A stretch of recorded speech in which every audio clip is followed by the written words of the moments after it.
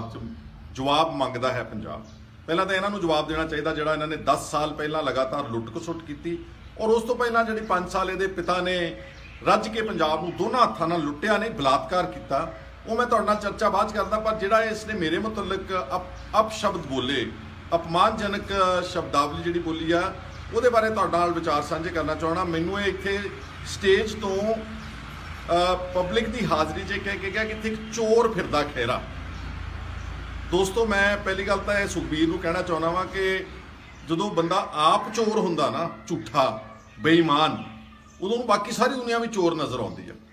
ਜੇ ਮੈਂ ਪਹਿਲਾਂ ਸੁਖਬੀਰ ਨੂੰ ਪੁੱਛਾਂ ਕਿ ਤੁਸੀਂ ਕਿਸੇ ਤੇ ਉਂਗਲ ਚੱਕਣ ਤੋਂ ਪਹਿਲਾਂ ਕੀ ਤੁਸੀਂ ਦੱਸ ਸਕਦੇ ਹੋ ਕਿ ਤੁਸੀਂ ਪਿਛਲੇ ਕਈ ਦਹਾਕਿਆਂ ਤੋਂ ਆ ਜਿਹੜੇ ਤੁਸੀਂ 7 ਸਿਤਾਰੇ ਹੋਟਲ ਬਣਾਏ ਨੇ ਵੱਡੇ ਵੱਡੇ, ਸੈਂਕੜੇ ਕਰੋੜਾਂ ਰੁਪਏ ਦੇ, ਆ ਜਿਹੜੀਆਂ ਬੱਸਾਂ ਦੀਆਂ ਵੱਡੀਆਂ ਵੱਡੀਆਂ ਸੈਂਕੜੇ ਬੱਸਾਂ ਦੀ ਕੰਪਨੀਆਂ ਬਣਾਈਆਂ ਨੇ, ਤੁਹਾਡੇ ਸਾਰੇ ਸੂਬਿਆਂ ਵਿੱਚ ਫਾਰਮ ਹਾਊਸ ਨੇ, ਕਿਤੇ ਹਰਿਆਣੇ 'ਚ, ਰਾਜਸਥਾਨ ਤੇ ਪੰਜਾਬ 'ਚ, ਤੁਹਾਡੀ ਦੇਸ਼ਾਂ ਵਿਦੇਸ਼ਾਂ ਵਿੱਚ ਪ੍ਰਾਪਰਟੀ ਆ, ਤੁਹਾਡਾ ਜਿਹੜਾ 9 ਸੈਕਟਰ ਚੰਡੀਗੜ੍ਹ ਹੈ ਉੱਥੇ ਫਾਰਮ ਹਾਊਸ ਆ, ਨਾਰਮਲ ਲੋਕਾਂ ਦੀ ਕੋਠੀਆਂ ਹੁੰਦੀਆਂ ਨੇ, ਤੁਹਾਡਾ 1.5 ਕਿੱਲੇ ਦਾ ਫਾਰਮ ਹਾਊਸ ਆ।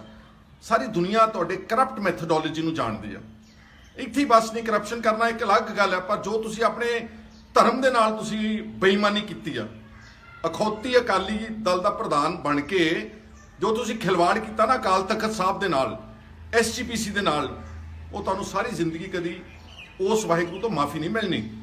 ਤੁਹਾਡੇ ਰਾਜ ਵਿੱਚ ਗੁਰੂ ਗ੍ਰੰਥ ਸਾਹਿਬ ਦੀਆਂ ਬੇਅਦਬੀਆਂ ਹੋਈਆਂ, ਤੁਹਾਨੂੰ ਸਭ ਪਤਾ ਸੀਗਾ ਕਿ ਬੇਅਦਬੀਆਂ ਕਰਨ ਵਾਲੇ ਕੌਣ ਨੇ, ਕਿਹੜੇ ਡੇਰੇ ਵਾਲਿਆਂ ਨੇ ਪਲਾਨ ਕੀਤਾ, ਕਿਸ ਤਰ੍ਹਾਂ ਉਹਨਾਂ ਨੇ ਉਸ ਨੂੰ ਅੰਜਾਮ ਦਿੱਤਾ, ਤੈਨੂੰ ਸਭ ਪਤਾ ਸੀਗਾ, ਪਰ ਤੁਸੀਂ ਜਾਣਬੁੱਝ ਕੇ ਵੋਟਾਂ ਦੀ ਖਾਤਰ ਅੱਖਾਂ ਮੀਟ ਕੇ ਰੱਖੀਆਂ। ਇੱਥੇ ਬਸ ਨਹੀਂ, ਤੁਹਾਡੇ ਜਿਹੜਾ ਪੁਲਿਸ ਦਾ DGP ਜਿਹੜਾ ਤੁਸੀਂ ਲਾਇਆ ਸੀ, ਇਨਕਾਊਂਟਰ ਸਪੈਸ਼ਲਿਸਟ ਸੁਮੇਧ ਸਿੰਘ ਸੈਣੀ, ਉਹ ਤਾਂ ਕਹਿੰਦੇ ਅਸੀਂ ਪੰਥਕ ਸਰਕਾਰ ਹੈ। ਜਿਸ ਬੰਦੇ ਨੇ ਸਿੱਖਾਂ ਨੂੰ ਝੂਠੇ ਪੁਲਿਸ ਮੁਕਾਬਲਿਆਂ ਵਿੱਚ ਮਾਰਿਆ ਸੀਗਾ, ਤੁਹਾਨੂੰ ਸ਼ਰਮ ਨਹੀਂ ਆਈ? ਤੁਸੀਂ ਉਸ ਨੂੰ DGP ਲਾਇਆ ਪੰਜਾਬ ਦਾ, ਸੁਮੇਧ ਸੈਣੀ ਨੂੰ। ਅੱਜ ਉਹਦੇ ਤੇ ਕਤਲ ਦਾ ਮੁਕੱਦਮਾ ਚੱਲ ਰਿਹਾ ਵਾ, ਔਰ ਉਸ ਆਦਮੀ ਦੇ ਜ਼ਰੀਏ ਤੁਸੀਂ ਬਹਿਬਲ ਕਲਾਂ ਦੇ ਵਿੱਚ 2 ਬੇਕਸੂਰ ਸਿੱਖ ਨੌਜਵਾਨਾਂ ਨੂੰ ਉੱਥੇ ਉਹਨਾਂ ਨੂੰ ਗੋਲੀ ਮਾਰ ਕੇ ਉਹਨਾਂ ਦੀ ਹੱਤਿਆ ਕਰਵਾਈ ਆ। ਤੁਸੀਂ ਹਥਿਆਰੇ ਹੋ। ਇੱਕ ਆਦਮੀ ਤੇ ਇਲਜ਼ਾਮ ਲਾਉਣਾ ਕਿ ਚੋਰ ਕਹਿਣਾ ਉਹ ਗੱਲ ਲੱਗ ਗਿਆ, ਇੱਕ ਹੈਗਾ ਕਿ ਤੁਹਾਡੇ ਆਪਣੇ ਹੱਥ ਸਾਰੇ ਖੂਨ ਨਾਲ ਰੰਗੇ ਹੋਏ ਨੇ ਮੇਰੇ ਵੀਰੋ, ਇਹਨਾਂ ਦੇ ਇਹ ਸੁਖਬੀਰ ਬਾਦਲ ਵਗੈਰਾ ਦੇ। ਔਰ ਜਿਹੜਾ ਮੈਂ ਕਹਿਣਾ ਚਾਹੁੰਦਾ ਕਿ ਡੇਰਾ ਸੱਚਾ ਸੌਦਾ ਦੇ ਮੁਖੀ ਨੂੰ ਤੁਸੀਂ ਅਕਾਲ ਤਖਤ ਸਾਹਿਬ ਵਰਗੀ ਇੱਕ ਮਹਾਨ ਸੰਸਥਾ ਦਾ ਦੁਰਉਪਯੋਗ ਕਰਕੇ ਉਹਨੂੰ ਮਾਫੀਨਾਮਾ ਦਵਾਇਆ, ਫਿਰ ਕਾਇਰਾਂ ਦੀ ਤਰ੍ਹਾਂ ਡਰ ਕੇ ਉਹ ਮਾਫੀਨਾਮਾ ਵਾਪਸ ਲਿਆ। ਸਾਰਾ ਪੰਜਾਬ, ਸਾਰੀ ਦੁਨੀਆ 'ਚ ਬੈਠੇ ਸਿੱਖ ਤੁਹਾਡੇ ਕਿਰਦਾਰ ਨੂੰ ਬਹੁਤ ਅੱਛੀ ਤਰ੍ਹਾਂ ਜਾਣਦੇ ਨੇ। ਇਸ ਲਈ ਕਿਸੇ ਹੋਰ ਤੇ ਇਦਾਂ ਦੇ ਸ਼ਬਦ ਵਰਤਣ ਤੋਂ ਪਹਿਲਾਂ ਇੱਕ ਵਾਰੀ ਝਾਤ ਮਾਰ ਲਿਆ ਕਰੋ ਕਿ ਤੁਸੀਂ ਕਰ ਕੀ ਰਹੇ ਹੋ। ਔਰ ਫਿਰ ਇਹ ਕਹਿੰਦਾ ਕਿ ਖਹਿਰਾ ਕਿਉਂਕਿ ਬੋਲਦਾ ਬਹੁਤ ਸੀਗਾ, ਇਸ ਲਈ ਇਹਦੇ ਤੇ ED ਨੇ ਰੇਡ ਕੀਤਾ, ਇਹ ਡਰੱਗਸ ਦੇ ਨਾਲ ਕਨੈਕਟਡ ਆ।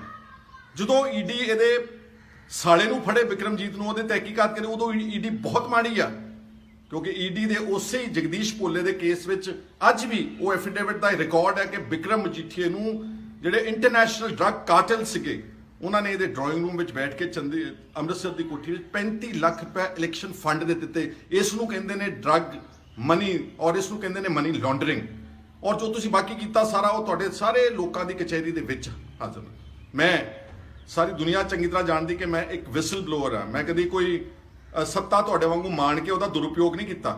ਮੈਂ ਇੱਕ ਬੇਇਨਸਾਫੀ ਦੇ ਖਿਲਾਫ, ਕਰਪਸ਼ਨ ਦੇ ਖਿਲਾਫ, ਡਰੱਗਸ ਦੇ ਖਿਲਾਫ, ਹਰ ਕਿਸਮ ਦੇ ਮਾਫੀਆ ਦੇ ਖਿਲਾਫ ਇੱਕ ਕਰੂਸੇਡਰ ਹੈ। ਸਭ ਨੂੰ ਪਤਾ ਕਿ BJP ਨੇ ਮੈਨੂੰ ਮਿੱਥ ਕੇ ਟਾਰਗੇਟ ਕੀਤਾ ਵਾ, ਤੁਹਾਨੂੰ ਨਹੀਂ ਟਾਰਗੇਟ ਕੀਤਾ, ਤੁਹਾਨੂੰ ਕਿਸੇ ED ਨੇ ਨਹੀਂ ਫੜਿਆ, ਤੁਸੀਂ ਅਰਬਾਂ ਖਰਬਾਂ ਪਤੀ ਹੋ ਇਸ ਵੇਲੇ, ਔਰ ਇਲ ਗੋਟਨ ਵੈਲਥ ਹੈ ਤੁਹਾਡੇ ਕੋਲ, ਤੁਹਾਨੂੰ ਕਿਸੇ ED ਨੇ ਟਾਰਗੇਟ ਨਹੀਂ ਕੀਤਾ। ਲੇਕਿਨ ਸਾਰੇ ਪੰਜਾਬ 'ਚੋਂ ਸੁਖਪਾਲ ਸਿੰਘ ਖਹਿਰਾ ਨੂੰ ਇਸ ਲਈ ਕੀਤਾ ਕਿਉਂਕਿ ਮੈਂ ਕਿਸਾਨ ਅੰਦੋਲਨ ਵਿੱਚ ਡਟ ਕੇ ਉਹਨਾਂ ਦੀ ਹਮਾਇਤ ਕੀਤੀ ਤੇ BJP ਦਾ ਡਟ ਕੇ ਵਿਰੋਧ ਕੀਤਾ। ਨਵਰੀਤ ਸਿੰਘ ਡਿਬਡਿਬਾ, ਯਾਦ ਹੈ ਨਾ, ਸੁਖਬੀਰ ਸਿੰਘ ਬਾਦਲ ਨੂੰ ਮੁੰਡਾ ਮਾਰਿਆ ਗਿਆ ਸੀ UP ਦਾ, ਰੁਦਰਪੁਰ ਦਾ, ਤੁਸੀਂ ਇੱਕ ਸ਼ਬਦ ਕੱਢਿਆ ਆਪਣੇ ਮੂੰਹ ਦੇ ਵਿੱਚੋਂ, ਮੈਂ ਉਸ ਦੀ ਲੜਾਈ ਲੜੀ।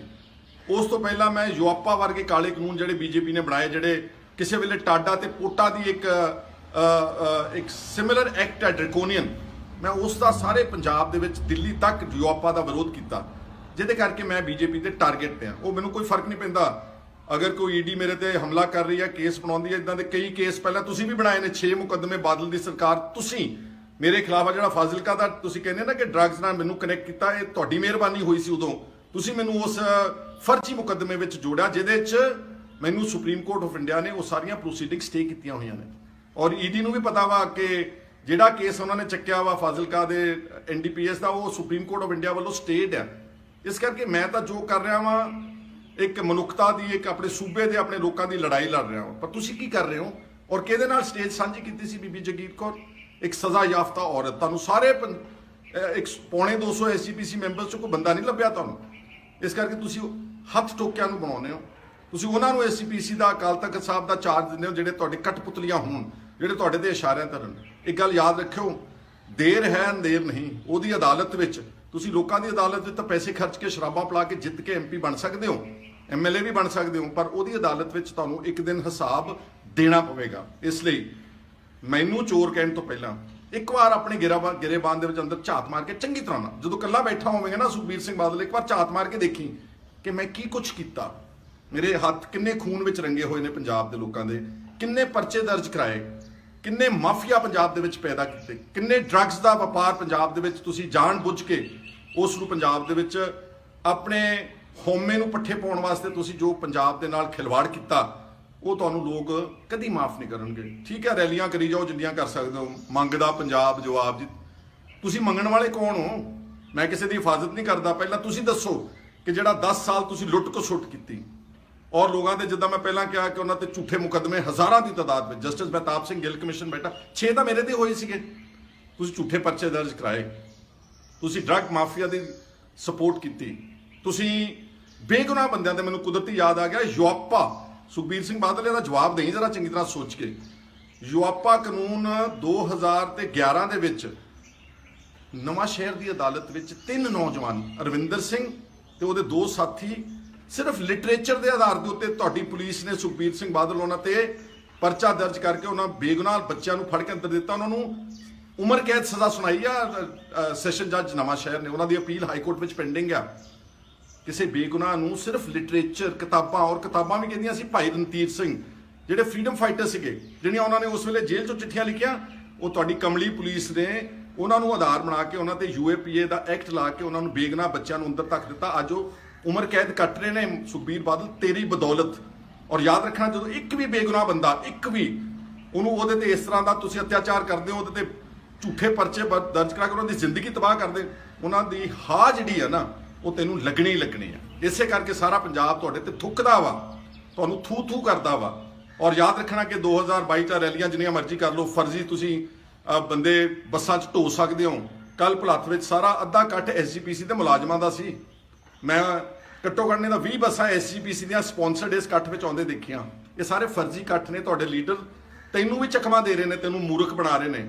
ਤੁਹਾਨੂੰ ਪਤਾ ਲੱਗ ਜਾਏਗਾ ਕਿ 2022 ਦੇ ਵਿੱਚ ਲੋਕਾਂ ਦਾ ਫਤਵਾ ਕਿੱਧਰ ਜਾਂਦਾ। ਹੋਰ ਮੈਨੂੰ ਪਤਾ ਨਹੀਂਗਾ, ਲੇਕਿਨ ਤੁਹਾਨੂੰ ਲੋਕਾਂ ਨੇ ਕਦੀ ਜ਼ਿੰਦਗੀ ਵਿੱਚ ਮਾਫ ਨਹੀਂ ਕਰਨਾ। ਇਸ ਲਈ ਖਬਰਦਾਰ, ਜੇ ਅਗਲੀ ਵਾਰ ਤੁਸੀਂ ਇਸ ਤਰ੍ਹਾਂ ਦੀ ਕੋਈ ਭੈੜੀ ਸ਼ਬਦਾਵਲੀ ਮੇਰੇ ਲਈ ਵਰਤੀ, ਮੈਂ ਇੱਕ ਵਾਰ ਨਹੀਂ ਤੁਹਾਡਾ 10 ਵਾਰ ਠੋਕਵਾਂ ਜਵਾਬ, ਔਰ ਤੱਥਾਂ ਦੇ ਆਧਾਰ ਤੇ ਠੋਕਵਾਂ ਜਵਾਬ ਦੇ ਸਕਦਾ। ਮੈਨੂੰ ਉਮੀਦ ਹੈ ਕਿ ਤੁਸੀਂ ਸਾਰੇ ਜਿਹੜੇ ਇਹ ਫਰਜ਼ੀ ਬਾਦਲ, ਜਿਹੜੇ ਅਖੌਤੀ ਪੰਥਕ ਨੇ, ਪੰਥਕ ਨਹੀਂਗੇ, ਇਹ ਸਾਡੇ ਕੌਮ ਦੇ ਦੋਸ਼ੀ ਨੇ, ਇਹ ਐਂਟੀ ਪੰਜਾਬ ਨੇ, ਇਹ ਐਂਟੀ ਫਾਰਮਰ ਨੇ। ਕੱਲ ਤੱਕ ਮੋਦੀ ਸਰਕਾਰ ਦੇ ਤਲਵੇ ਚੱਟਦੇ ਸੀਗੇ, ਅੱਜ ਵੀ ਇਹਨਾਂ ਨੂੰ ਮੋਦੀ ਕੁਛ ਨਹੀਂ ਕਹਿੰਦਾ। ਔਰ ਮੇਰੀ ਗੱਲ ਯਾਦ ਰੱਖਣਾ ਕਿ ਸ਼ਾਇਦ 2022 ਵਿੱਚ ਇਹ ਅਕਾਲੀ ਦਲ ਤੇ ਜਿਹੜਾ ਅਖੌਤੀ ਬਾਦਲ ਅਕਾਲੀ ਦਲ ਆ ਤੇ ਇਹ ਬੀਜੇਪੀ ਇਕੱਠੇ ਇਲੈਕਸ਼ਨ ਲੜਨਗੇ, ਚਾਹੇ ਇਹ ਸਿੱਧੀ ਲੜ ਲੈਣ ਤੇ ਚਾਹੇ ਅਸਿੱਧੇ ਤੌਰ ਤੇ ਇਲੈਕਸ਼ਨ ਇਕੱਠੇ ਹੋ ਕੇ ਲੜਨਗੇ।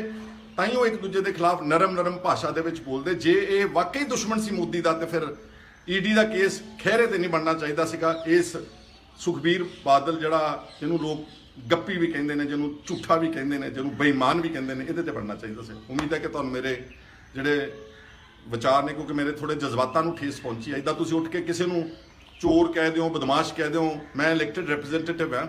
ਮੈਨੂੰ ਪੰਜਾਬ, ਮੈਨੂੰ ਭੁਲੱਥ ਦੇ ਲੋਕਾਂ ਨੇ 1.5 ਲੱਖ ਵੋਟਰ ਨੇ ਚੁਣ ਕੇ ਅਸੈਂਬਲੀ 'ਚ, ਉਸੇ ਅਸੈਂਬਲੀ 'ਚ ਭੇਜਿਆ ਜਿੱਥੇ ਤੇਰਾ ਸਾਲਾ ਮੈਂਬਰ ਹੈ ਜਾਂ ਜਿੱਥੇ ਪਹਿਲਾਂ ਤੂੰ ਆਪ ਸੀਗਾ। ਔਰ ਮੈਂ ਲੀਡਰ ਆਫ ਆਪੋਜੀਸ਼ਨ ਰਿਹਾ ਹਾਂ।